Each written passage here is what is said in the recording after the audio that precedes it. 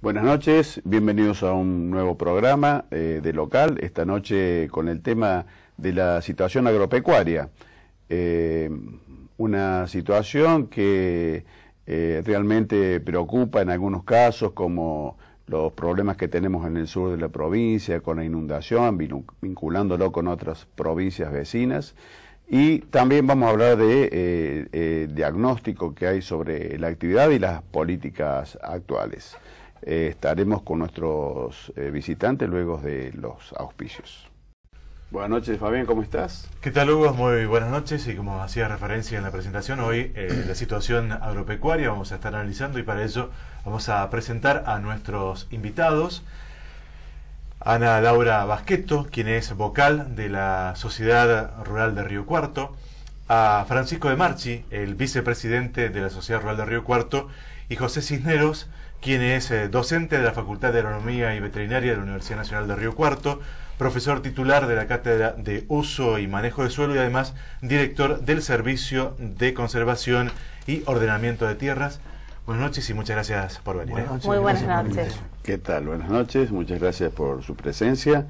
Y me gustaría comenzar con que nos des un pantallazo de cómo está la situación, sin que agotes todo el programa, ¿no es cierto?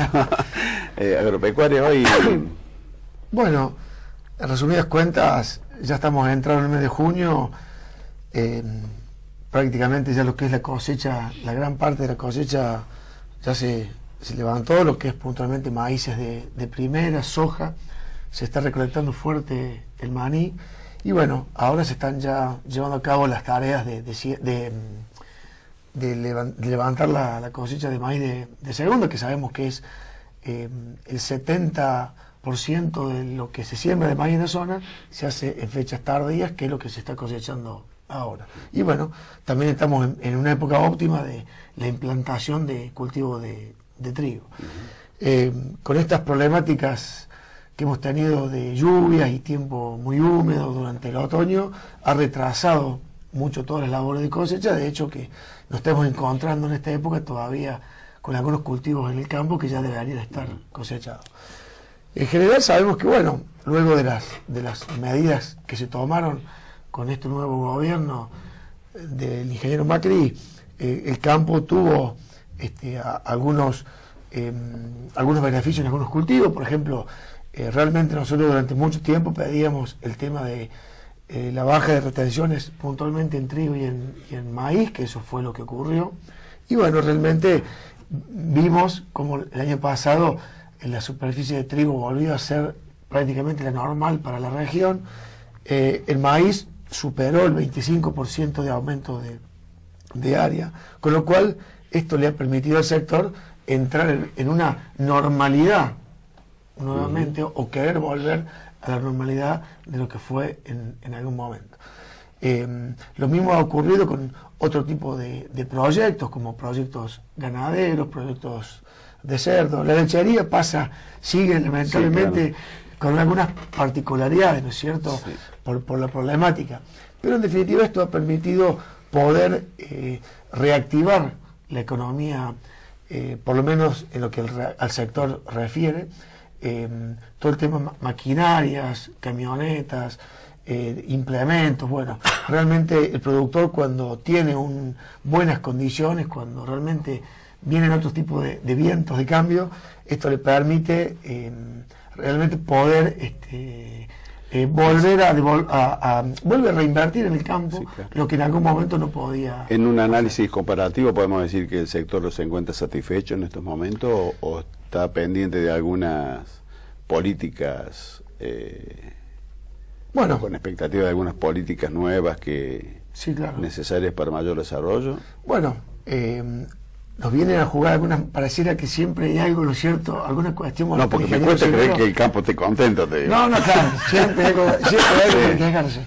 No, de todos modos, bueno, han venido todas estas problemáticas de lluvias, sí, excesos, claro, de lluvias. No muy lejos de acá, sabemos que Río Cuarto estamos en una zona alta, donde difícilmente nos vayamos a inundar, pero somos una zona de transferencia de agua, y a no muchos kilómetros de acá ya empieza a haber campos con problemas y demás, ¿no es cierto? Más allá de eso, estaríamos con algún poco de retraso en el dólar. Sabemos que los commodities han caído, inclusive a nivel internacional, entonces eso hace que los números se ajusten en cierta medida frente a un aumento de los costos, ¿no? Claro. Eso en general ha sido así. Los costos aumentan, tu producción ha sufrido por cosechas récord puntualmente en el hemisferio norte o en Brasil, ha tenido una caída de precios y bueno, eso repercute en Argentina y nos hace ajustar algunos valores. Pero bueno, lo importante es poder volver en aspectos agronómicos, en la rotación, en la fertilización y en algunos puntos que son importantes para el agro. Todos son noticias buenas, bonanza para el sector agropecuario. Hablamos de los cereales, digamos. ¿Qué pasa con la actividad ganadera, porcina, lechería? Sí, como comentó Francisco, la lechería es un punto aparte que sigue pasando una crisis muy importante el sector. Todavía no se ha encontrado un punto de encuentro, digamos, para que esta producción salga adelante. Con respecto a la ganadería, yo creo que en nuestra zona, al estar alejado del puerto a 400 kilómetros, donde los fletes inciden mucho, es una excelente oportunidad para transformar lo que es cereal en carne y dar lo que se llama el agregado de valor en origen, que eso te genera también fuentes de empleo, movimiento, mayor rentabilidad, ya sea lo que sea producción bovino-porcina. Creo que a nivel mercado interno, en lo que es porcino, todavía no se ha satisfecho el mercado, el consumidor. Si tenemos en cuenta que en Argentina el consumidor es de alto consumo de carne, 120 kilos por persona por año, y contamos que 60 kilos son de carne bovina y el resto entre carne aviar y porcina, todavía la producción interna no logra satisfacer en lo que es porcino el consumo.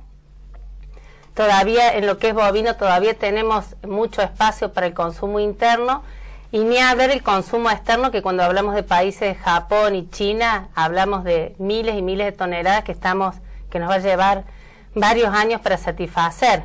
Si este año 2017 se calcula que más o menos se van a exportar 270.000 toneladas de carne bovina, estamos hablando que para satisfacer estos mercados tenemos que llevarlo a 700, que estamos muy lejos, y que creo que la retención de vientres, el aumento del animal, digamos, del peso de venta y todo eso nos va a llevar varios años. Creo que las perspectivas en ganadería son muy buenas. Y sobre todo cuando hablamos de transformar el cereal que el mismo productor tiene en el campo, ya sea suplementando sistemas pastoriles o feedlot, que el mismo productor transforme el cereal en carne y evite llevar y gastar un tercio del costo de producción llevándolo a puerto. O sea, creo que las perspectivas de la ganadería son muy buenas.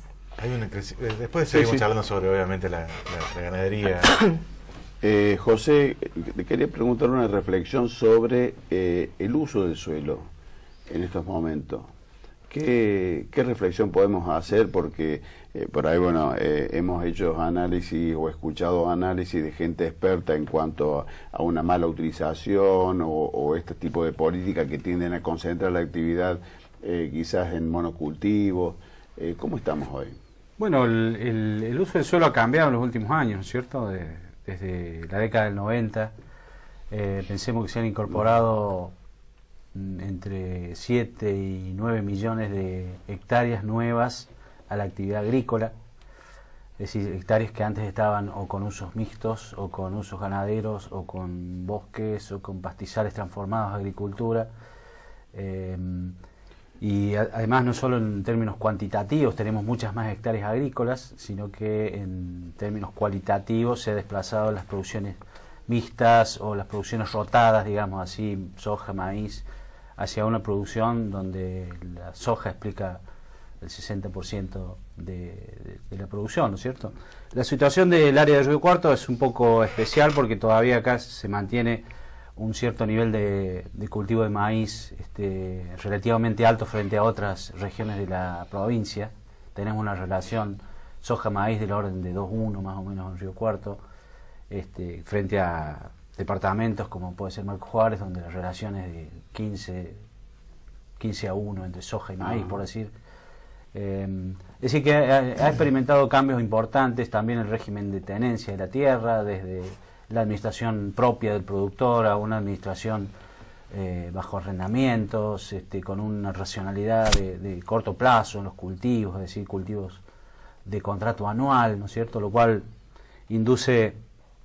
ha ayudado a inducir estos cambios, digamos así, en el uso de la tierra, que han tenido impactos que, bueno, han sido en parte producto de eventos climáticos como los que tenemos este año, que son recurrentes, y otros que son más, se han ido acumulando a través del tiempo en el deterioro de los suelos. ¿Se ha dado, puede haber conocimiento sobre esto o no, ¿no? ¿Se ha dado solamente en el uso de la tierra o también en la tenencia de la tierra?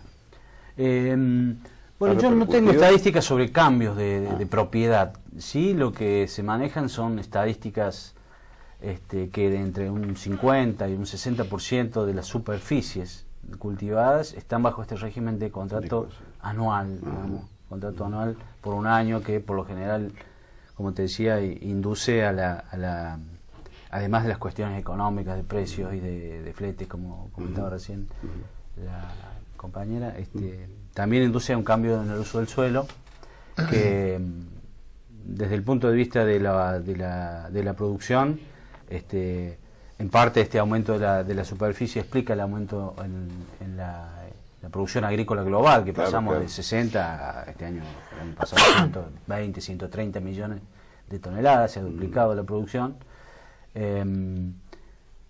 A raíz de este cambio, digamos así, en superficies, el mayor uso de insumos, el ciclo climático, bueno, no hace falta comentar que estamos en un ciclo húmedo de récord de producción, pero también donde se han exacerbado algunos problemas vinculados a fenómenos de degradación de los suelos, inundaciones, anegamiento, etcétera. Bueno, ya vamos a volver sobre... Sí. ¿Vamos a marcar una pausa? Vamos a la primera pausa. Dale, así es. Bien, continuamos con el análisis de la situación agropecuaria y Francisco, según los últimos informes del INDEC, ha crecido el 41% en el primer trimestre de la incorporación de tecnología. ¿Es así? ¿Se siente? ¿En esta región también lo pueden corroborar? Es correcto. Lo que hablábamos al inicio del programa con respecto a todo este advenimiento de nuevos aires, han hecho de que el productor haya tomado tecnología, no solamente en todo lo que ya vamos a hablar de maquinaria y demás, sino que vemos con mucha gratitud que se han vuelto a retomar los valores de fertilización en los campos, se ha vuelto con la rotación de la mano de gramíneas como maíz y trigo. Todo eso hace que estemos pensando en el recurso suelo, en cuidar el recurso natural, en la rotación y demás. O sea, que eso también es tecnología y sumamente importante que se aplique al campo. Y después de eso, bueno, viene toda una catarata realmente de tecnologías sumamente interesantes. Todo lo que es agricultura de precisión, todo satelital, el uso de monitores, los tractores, uno va en el campo, tractores, pulverizadoras, cosechadoras que ya hoy prácticamente autónomas, que se manejan solas, o por lo menos el operario va arriba de la máquina supervisando ciertos sensores y demás, pero realmente con una eficiencia que hace que, bueno, todo eso mejore la productividad y la eficiencia en la producción. ¿Y gente capacitada ya para poder manejar esos instrumentos? Ese es un punto importante que has tocado. O sea, también para eso hace falta gente cada vez con mayor capacitación. Y eso es lo que nosotros hablamos con mucha gente, con otras instituciones y demás. Necesitamos gente con capacitación, porque esto es todo computarizado, todo con sensores. Realmente hace falta gente con la suficiente capacidad para poder monitorear este tipo de máquinas. Veíamos otro día también el uso de los drones, ¿no? Donde realmente uno puede hacer ver los cultivos, índice verde, bueno, problemas de suelo, de inundaciones. Hasta para el arreo de hacienda, ya se están viendo los drones trabajando. Trabajaron en un campo otro día, claro, ascienden casi más de 5 kilómetros. Viajan a 7 kilómetros de donde está el punto que se maneja a una velocidad de 70 kilómetros por hora. Eso te permite poder visualizar, recorrer y ver. Entonces, bueno, eso es otra tecnología que en el campo, para medir índice verde y tantas otras cosas más, se viene para poder hacer diferentes tipos de acciones. Así que la tecnología está, sabemos que fue ahora hace pocos días Agroactiva, donde realmente se han podido ver en el campo, la gente que ha, contratistas, gente que lo ha visitado la muestra, ha venido sorprendida con la presentación, por ejemplo, del tractor autónomo, un tractor sí, claro, que no tiene ningún tipo de operario sobre el tractor, sino que se hace todo de manera independiente. Bueno, esas son toda la tecnología que se viene y el campo está preparado para tomarlo. Y sabemos que el productor cordobés, y como decía el ingeniero Cisneros recién, Río Cuarto tiene algunas particularidades de la región, y el productor cordobés es el primero en el país, que te diría, que toma la tecnología. Y de ahí recién se viraliza. Así que bueno, tenemos muchas potencialidades para seguir explorando. Esto que produce las economías regionales, Ana Laura, hay un cambio un cambio cualitativo en cuanto a la mano de obra, se consigue llevar a la gente, porque de alguna manera sustituye mano de obra, pero también se hace una necesidad de una mano de obra mucho más capacitada, que no es tan fácil llevar la mano de obra capacitada del campo. Sí, no? Nosotros siempre insistimos mucho en valor agregado en origen, porque esto les da a los pueblos, a la zona, le da justamente trabajo, le da una serie de condiciones para que la gente se quede en el pueblo, se capacite. Vemos pueblos que están más dedicados a la lechería o a las industrias, que va habiendo una oferta de trabajo y que la gente se va capacitando para eso. Inclusive que de las instituciones muchas veces hay una capacitación, lo vemos en la lechería, en cuanto a los tamberos que necesitan cierto conocimiento. Pero defendemos muchísimo las producciones regionales por esto. Yo creo que esto hace que la gente se quede en el pueblo, que no mute las ciudades, que le dé vida al pueblo, porque como esto que hablamos de la tecnología, vemos que el productor es muy rápida la respuesta ante cualquier situación de mejora, enseguida lo vuelca en tecnología, en capacitación, lo vuelca en la misma producción y esto le da vida a los pueblos. A pesar de que algunas producciones regionales están dañadas, yo creo que el atraso cambiario influye mucho cuando nosotros ofrecemos esos productos a nivel mundial, que estamos con un costo argentino alto, que siempre decimos, eso se nota mucho al momento de vender un producto en lo que es vino, fruta o lo que ofrezcamos al exterior, mucho afecta ese retraso cambiario, pero bueno, siempre insistimos en proteger y en cuidar las producciones regionales porque justamente esto sostiene a la gente en su lugar de origen y no tiene que mutar a las grandes ciudades en busca de empleos. Ingeniero Cisneros, la situación que se plantea más en todo el sur de la provincia de Córdoba, en otras regiones por las inundaciones, ¿es una cuestión que faltó planificación del Estado? ¿Hay una responsabilidad de los productores? ¿Cuál cree usted que es el problema del exceso hídrico es un problema muy complejo, ¿no es cierto? Porque tiene muchos actores involucrados y tiene muchas escalas de análisis, de la escala del productor, de la escala de la pequeña cuenca, del pueblo rural, hasta la escala de los conflictos interprovinciales, ¿no es cierto? Así que es un tema muy complejo donde todos tienen un grado de participación. Hay un manejo responsable por parte... Recién, haga cuenta que no están ellos acá. Recién Francisco manifestaba la utilización del suelo con responsabilidad, que seguro que una gran mayoría lo hace, pero hay un uso irresponsable también por parte del... Bueno, los productores. El problema del exceso hídrico tiene dos componentes fundamentales. Una es la climática, ¿no es cierto? Sí, claro. Estamos en un ciclo húmedo que ha ido acumulando efectos y estamos repitiendo más o menos la superficie anegable en algunas zonas del 2001, ¿no es cierto? Y después tenemos la componente que ha sido del cambio del uso del suelo, que ha influido. Todavía los científicos no nos hemos puesto de acuerdo todavía cuál es la proporción relativa que tiene el clima y el cambio de uso del suelo a través de la menor evapotranspiración, que significa un solo cultivo al año, por decir, versus lo que era pasturas o doble cultivo, como tuvimos en alguna época. Hoy la soja es un cultivo, digamos, ineficiente, o el sistema soja y campo con barbecho es un sistema ineficiente en el aprovechamiento del agua. Pensemos que una soja transpira 600 milímetros y están lloviendo 900.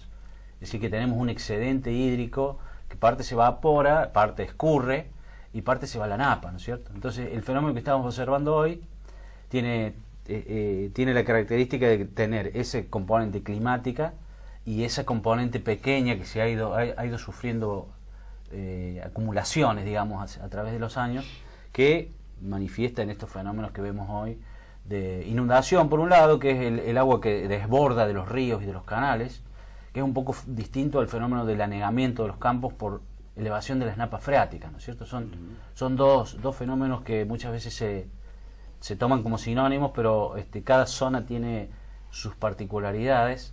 El fenómeno de la inundación tiene que ver con la presencia de un río o un canal que por efecto de la lluvia desborda y satura de agua todo lo que está en su alrededor.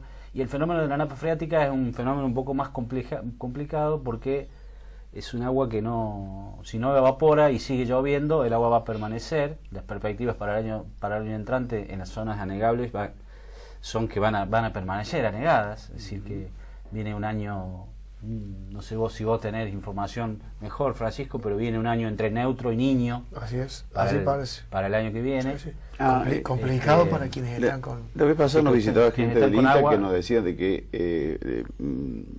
decían que se viene un año más húmedo, el próximo, que se esperaba un año más húmedo. Sí, por lo menos el final de este y el próximo, sí. Sí, los que trabajan con este asunto del niño están pronosticando un año entre neutro, o sea, el promedio, o niño, que es un poco más del promedio, nunca sabemos cuánto, ¿no es cierto? Y la otra característica de las precipitaciones es que son de más volumen por evento, es decir, son lluvias muy fuertes que el suelo no es capaz de retenerla por completo y o se van a los bajos o se van a la napa, ¿no es cierto? Entonces el problema, como te digo, es complejo y tener la responsabilidad del productor en volver a un esquema de rotaciones que haga más eficiente el uso del agua. Tenés el tema del Estado en planificar un poco la problemática, ¿no es cierto? Estamos en una provincia que no tiene drenaje, entonces no es la solución de sacar el agua, digamos, es una solución compleja. Parece fácil, parece la más a mano, pero significa que le tenés que tirar el agua a otro productor o a un pueblo o a otra provincia, digamos, cuando vas aumentando la escala de percepción, ¿no es cierto? Entonces es complejo, el Estado está en una encrucijada, está trabajando mucho, pero hay que ser muy prudente en las políticas que se adoptan en la emergencia, porque podemos estar solucionando problemas en una zona pero generando otros en una zona nueva, ¿no es cierto? Entonces es complejo y requiere de la concurrencia del sector científico, el Estado, por supuesto, sí, claro, y los productores, indudablemente, que son los propietarios de la tierra, el problema de los caminos, la coordinación entre las áreas de gobierno también es un tema que esta administración ha abordado a través de la creación de una subsecretaría de infraestructura agropecuaria que trata de coordinar agricultura, vialidad, la parte canalera, la parte de ambiente, de canales. Las obras que se han prometido para el sur de la provincia, que involucran toda esta cantidad de millones de hectáreas afectadas, digamos, ¿son una solución o es una respuesta? Después de la pausa me lo respondés, ¿puede ser, Francisco? No. Bueno, ahora marcamos la pausa.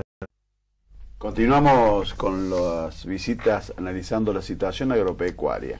Y había quedado una pregunta, Francisco, derivada de la exposición que hacía José sobre las inversiones que se prometen para las regiones inundadas, si en realidad responden a una solución porque la solución es complicada, o si más bien es una respuesta como para decir, bueno, está el Estado presente, ¿no?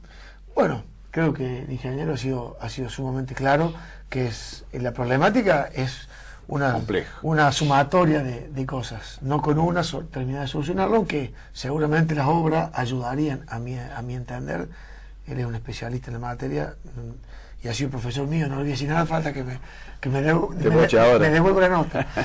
Pero me parece que las obras es una gran parte de lo que ayudaría, ¿no es cierto?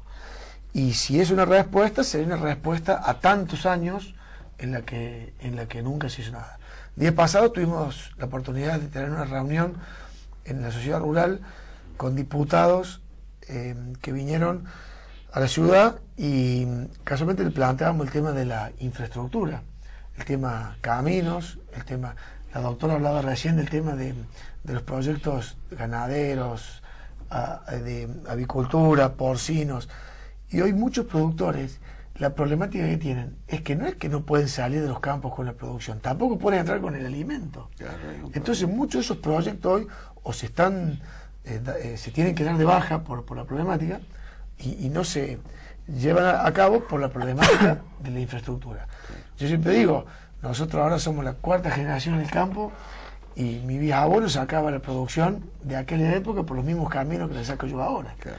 Entonces realmente no se han hecho en muchas partes obras.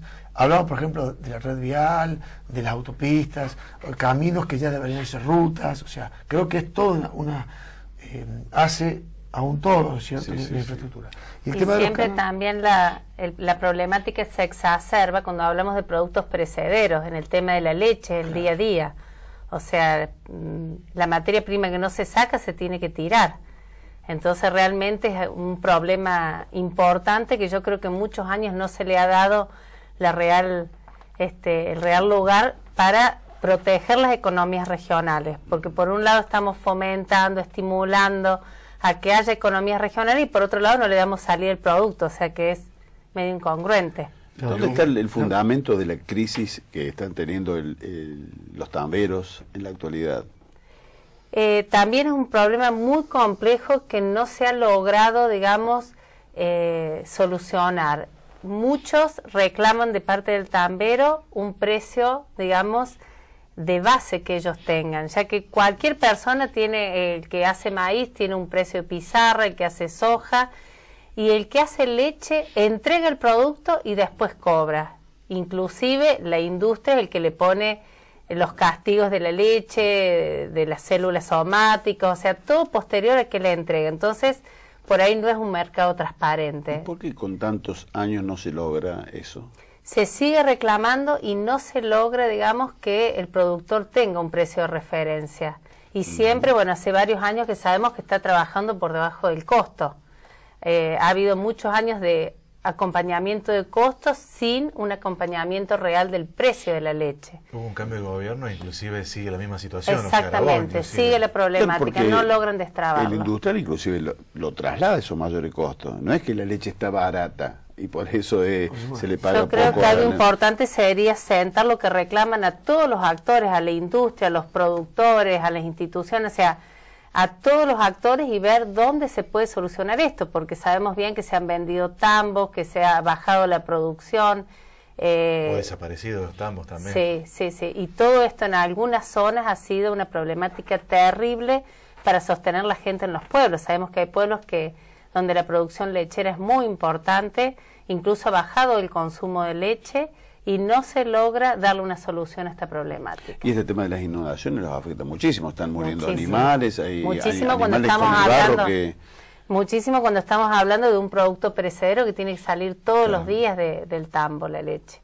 Inclusive los animales en el barro, sabemos que baja totalmente el rendimiento de la producción esos días. Y no solamente afecta al productor, sino que también afecta al consumidor, porque digamos, en cuanto al precio, ¿no? Lo que recibe el productor, sino también el costo de trasladarlo y llegar hasta góndola por el transporte y todo lo que ocasiona. Sí, aparte son producciones de mucho tiempo. Un tambo no se arma son capaz que 2 o 3 generaciones que vienen.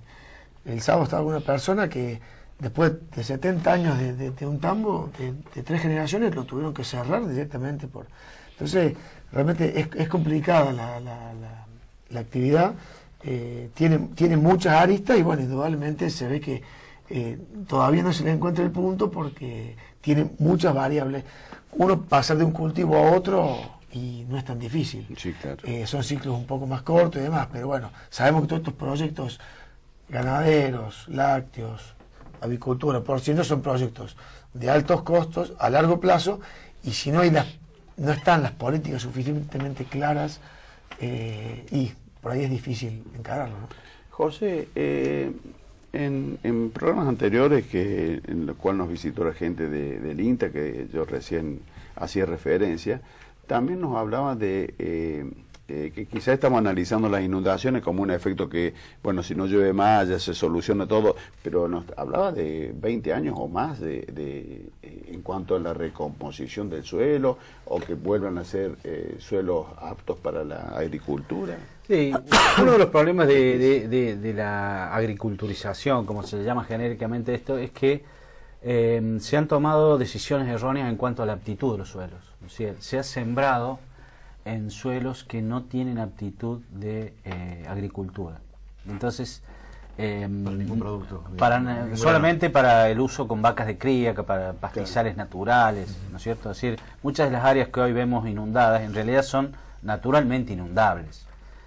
Lo cual no minimiza el problema de las inundaciones, sino que pone en el centro de la discusión lo que nosotros llamamos el ordenamiento del territorio, ¿no es cierto? En el sector agrícola también requiere, como en cualquier ámbito geográfico, requiere un cierto ordenamiento, ¿no es cierto?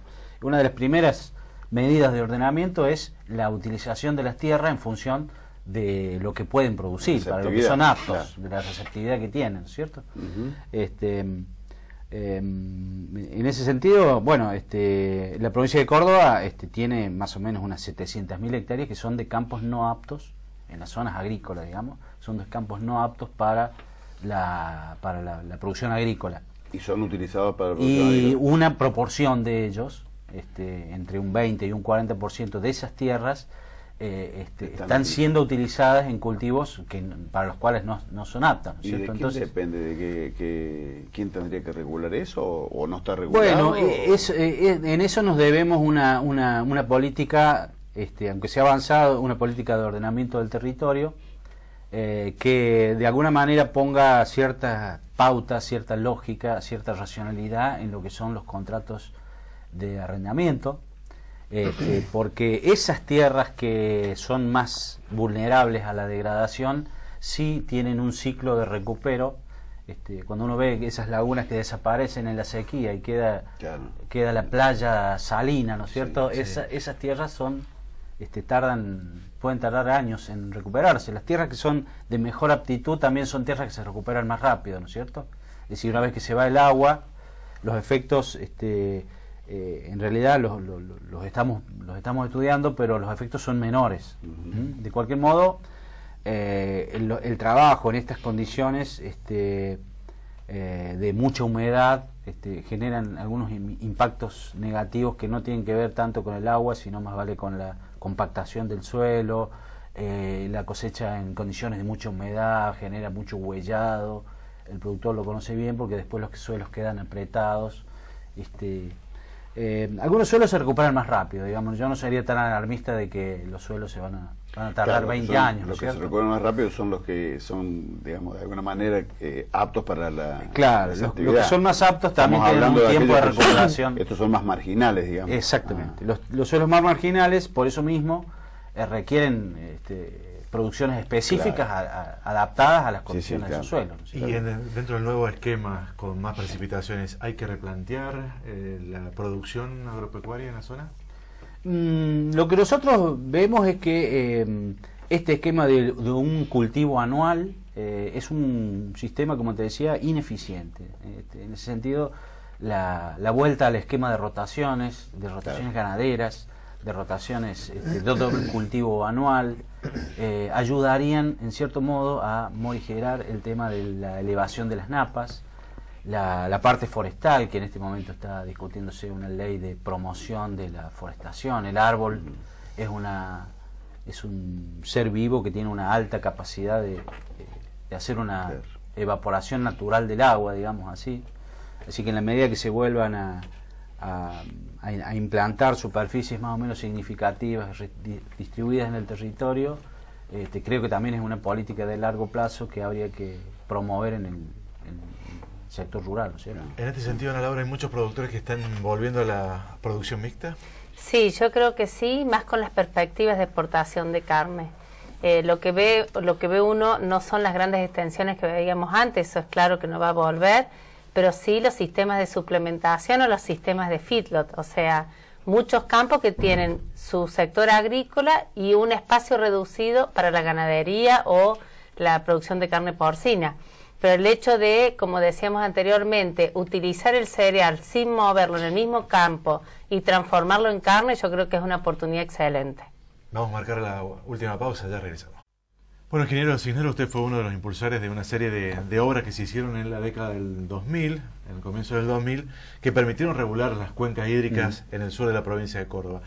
¿Faltaron obras para concretar? ¿Hubo algún plan, algún desarrollo que no se concretó finalmente y por eso viene toda esta situación? Bueno, las obras que digamos que regulan todo lo que llamamos las cuencas de los arroyos menores, que son todos los ríos que están entre el río Cuarto y el río Quinto, funcionaron bien. Yo creo que tuvieron éxito en su concepción y en su funcionamiento.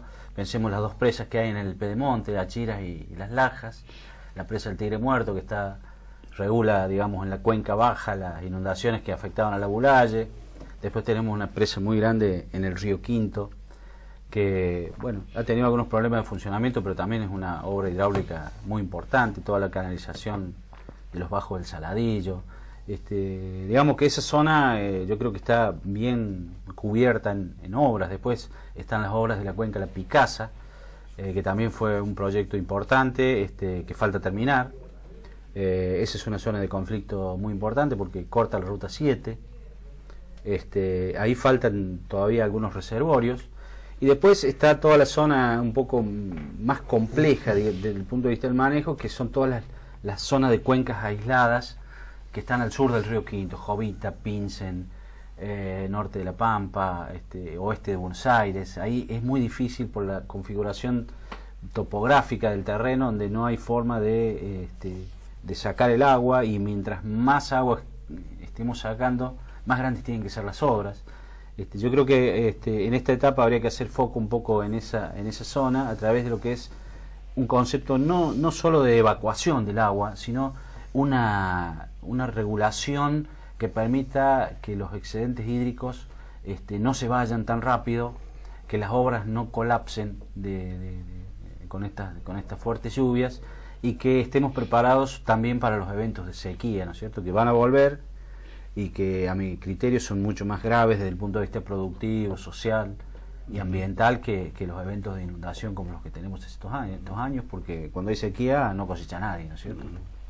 Esto ha generado una serie de conflictos entre vecinos, puebladas y peleas, y realmente ha llegado a momentos bastante complicados, ¿no? Y sí, en realidad estas regiones que mencionaba José. Lo charlábamos hace un rato, ¿no? ¿Quién dirime eso, no? Quien tiene agua en su campo trata de ver de qué manera lo puede ir sacando.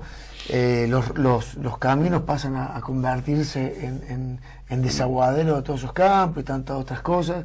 Termina desembocando en rompiendo los caminos, cortando la accesibilidad a los campos, los canales clandestinos, yendo a canales clandestinos, yendo a pueblos, bueno, complicando cada vez más las zonas más bajas, ¿no? Entonces, bueno, creo que también eso hay gran responsabilidad de todos, ¿no? Pero bueno, obviamente que dentro de estas obras que mencionaba el ingeniero recién, todo lo que se haga pendiente hacia arriba, sí, hacia claro, el lado de sierra, va a evitar que se siga transfiriendo agua a la zona más baja, ¿no? Hasta hace un tiempo había un conflicto entre los consorcistas, que decían que el gobierno no le pasaba el dinero y el gobierno decía que sí, que se lo pasaba. Yo creo que eso ya no más el conflicto. El problema es ahora que se necesita más dinero, porque son distintas las épocas, ¿no? Sí, y en realidad, cuando ha estado mucho tiempo abandonada una obra, después para poder ponerla en funcionamiento se requiere más tiempo, se requiere de otras obras de mayor magnitud, ¿no? Entonces, claro, hoy vemos muchos de los caminos de región que se lo mantenía así muy por arribita, y hoy realmente requieren de obras de drenado de agua, de levantamiento, de construcción de algunos canales, alcantarilla y demás, para poder ser transitables. Entonces, capaz que lo que hoy recibe el consorcio, simplemente para gasoil, para poder mover el camino, hoy requiere de obras, ni hablemos de la zona que está complicada, donde realmente tienen que planificar ordenadamente canales, desagües, hacia dónde va el agua y demás. O sea que, incluso hoy se ven complejo. caminos de que no tienen ya solución y que les es mucho más económico crear nuevos caminos y no sostener los que tanto tiempo no han recibido un buen mantenimiento. Es lo que decía sí, recién y se Francisco, habla de ¿no? hacer trazados nuevos y que los caminos viejos queden realmente como desagüe de campo Derivadores. y de derivadores y demás. Y bueno, trazar, en algunos casos va a haber que hacer trazados nuevos de caminos, seguramente, ¿no? ¿Y eso ha sido declarado zona de desastre ya? ¿O hay una petición y no se ha...? Algunas zonas sí, algunas zonas sí, y otras, bueno, todavía no, pero hay algunas zonas que sí, ya se ha declarado como desastre, porque realmente está todo abandonado prácticamente. La cosecha, cuando comenzamos el programa, hacía referencia que se está levantando. ¿Va a ser récord para el departamento de Río Cuarto, para nuestra zona, al margen de la situación que se plantea, obviamente, en el sur?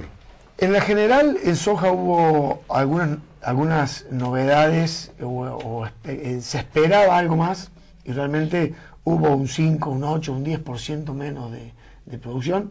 El productor pensaba de que iba a levantar más quintales por hectárea.